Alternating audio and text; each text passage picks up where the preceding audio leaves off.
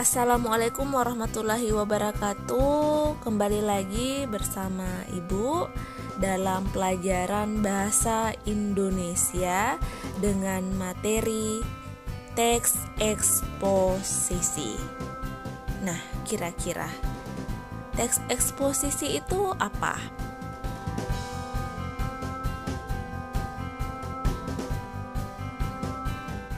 Teks eksposisi berisi ungkapan sebuah pandangan atau pendapat mengenai sesuatu.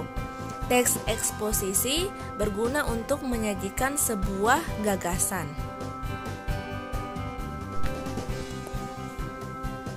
Selanjutnya, mengidentifikasi tesis, argumen, dan rekomendasi dalam teks eksposisi. Teks eksposisi berisi informasi-informasi tertentu untuk menambah wawasan. Teks eksposisi harus mengandung argumentasi. Argumentasi dapat berupa alasan atau pendapat yang disampaikan.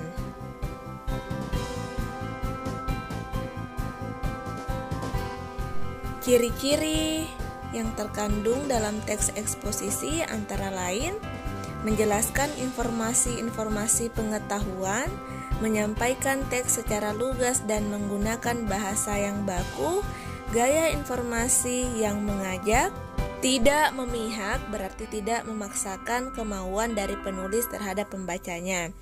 Teks eksposisi bersifat objektif dan netral. Penjelasannya disertai data-data yang akurat.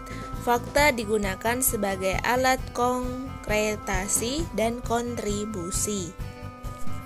Fakta sebagai alat konkretasi maksudnya dalam teks eksposisi, fakta digunakan sebagai alat yang membantu penulis dalam mewujud nyatakan atau mengonkretkan pemikirannya tentang suatu hal, topik, atau isu. Sementara fakta yang digunakan sebagai alat kontribusi maksudnya dalam teks eksposisi, fakta disajikan sebagai alat yang berfungsi mendukung pendapat atau argumen yang dibangun oleh penulis.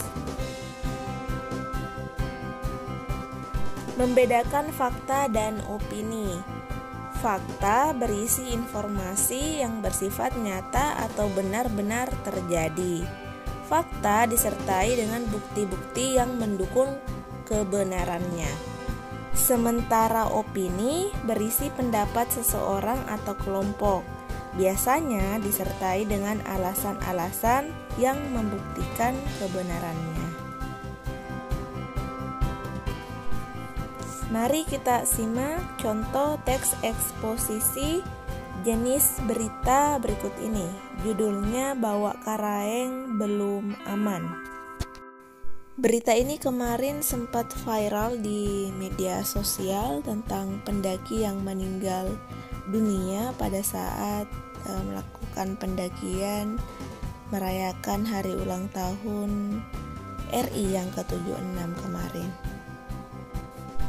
Kenapa kira-kira teks ini masuk ke dalam teks eksposisi? Kita perhatikan ya. Ciri-ciri teks eksposisi salah satunya menggunakan bahasa formal atau baku. Formal atau baku itu maksudnya kata-katanya terdapat di KBBI, Kamus Besar Bahasa Indonesia. Pada berita ini terdapat fakta dan data akurat. Terlihat dari paragraf kedua. Data yang dilansir dari Balai Besar Meteorologi, Klimatologi dan Geofisika atau disingkat dengan BBMKG, wilayah 4 Makassar menyebut kondisi cuaca di Gunung Bawak Karaeng belum aman untuk rute pendakian. Hujan dan angin kencang masih terpantau sering terjadi secara tiba-tiba. Kenapa dikatakan fakta? Karena kita memiliki data. Berita ini memiliki data. Datanya dari mana? Datanya dari BMKG Wilayah 4 Makassar.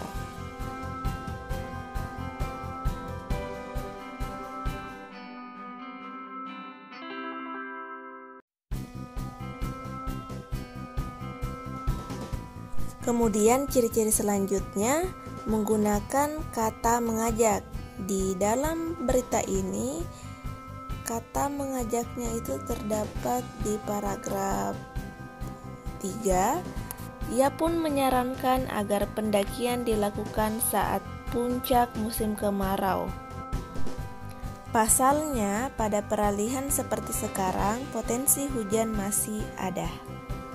Kata menyarankan di sini seperti sebuah ajakan kepada pembaca agar tidak melakukan pendakian di bulan ini karena itu akan membahayakan keselamatannya. Ciri-ciri selanjutnya yaitu tidak memaksakan kemauan penulis kepada pembacanya.